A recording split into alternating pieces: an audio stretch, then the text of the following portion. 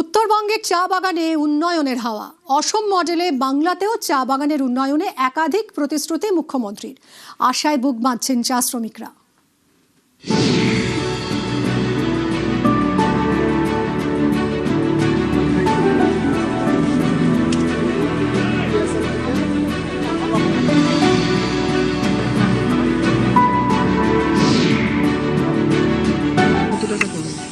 তো 240 চলে চলে না, না চললে আর কে কথা পাবো। ওইভাবে চলি, 40 টাকা 45 টাকা করে হাজিরা দেয়। 200 বাড়ালে ভালো হয়, না হলে তো সংসার চলে না। 245 টাকায় কি সংসার চলে?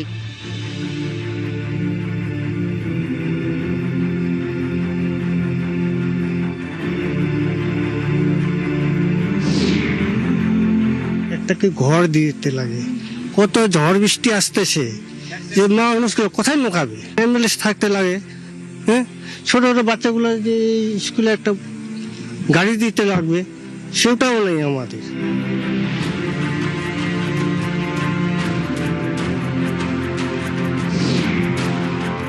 পেনশন যেটা, সেই পেনশনটা একটা খুবই জঘন্য অবস্থা, যে বলতেও লজ্জা লাগে। 1000-1500 টাকা পেনশন হয়, একটা মানুষ চলতে পারে? সরকার পক্ষকে অনুরোধ করছি যে অন্তত পিএফের বিষয়টা, এটা যেন একটু সরকার চিন্তা ভাবনা করে। ন্যূনতম 200 টাকা করে যদি দিন হয়, 30 দিনে 6000 টাকা, 6000 টাকা পেলে অন্তত তার খেয়ে পরে বাঁচতে পারবে।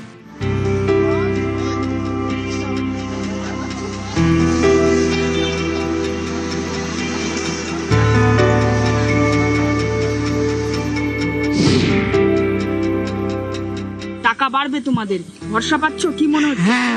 হ্যাঁ ভালো হবে। আমাদের ওটা হলে আমরা ওটাই তো চাইছি। ভরসা পাচ্ছ? হ্যাঁ, কেন পাবো না? সবাই যদি যোগ দেয় তাহলে ঠিকই ভরসা হবে আমাদের।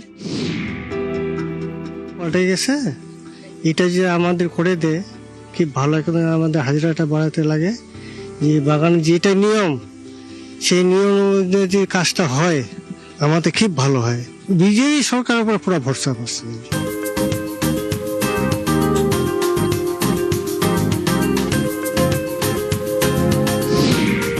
गार्डन के अंदर में आने वाले समय में नया लेबर कानून भी लागू हो, आसाम के स्तर पे उनकी जीवन का उत्थान भी हो गया। और साथ ही उन्होंने स्पष्ट कहा, चाय श्रमिक योजना जो केंद्र सरकार की योजना थी, पिछले 3 साल से जो है टीएमसी सरकार रोक के रखी हुई थी, मुख्यमंत्री जी ने उसकी घोषणा की है।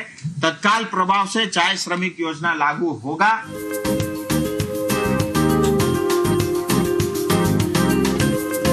মুখ্যমন্ত্রী উত্তর খুলনা এলেন এবং চা বলয় ও চা শ্রমিকদের উন্নতির স্বার্থে একাধিক পদক্ষেপ হবে সে কথা বলেও গেলেন। হবে চা শ্রমিকদের বেতন বৃদ্ধি, তাদের স্বাস্থ্য ব্যবস্থার উন্নতি, এমনকি নিরাপদ বাসস্থানের ঠিকানা মিলবে চা শ্রমিকদের। আর তাতেই খুশি চা বলয়ের চা শ্রমিকরা। ভরসা পাচ্ছেন বিজেপি সরকারে, এমনকি তারা ভরসা রাখছেন শুভেন্দু অধিকারীর উপর। আগামী দিনের দিকে তাকিয়ে রয়েছেন তারা। বিজেপি সরকারে এসে তাদের উন্নতি হবে, তাদের উন্নতিকল্পে কাজ করবে সরকার, এমনটাই অন্তত মনে আশা নিয়ে আগামী দিনের দিকেই তাকিয়ে রয়েছেন তারা। ক্যামেরায় খোকনের সঙ্গে সুস্মিতা, নিউজ 18 বাংলা, শিলিগুড়ি।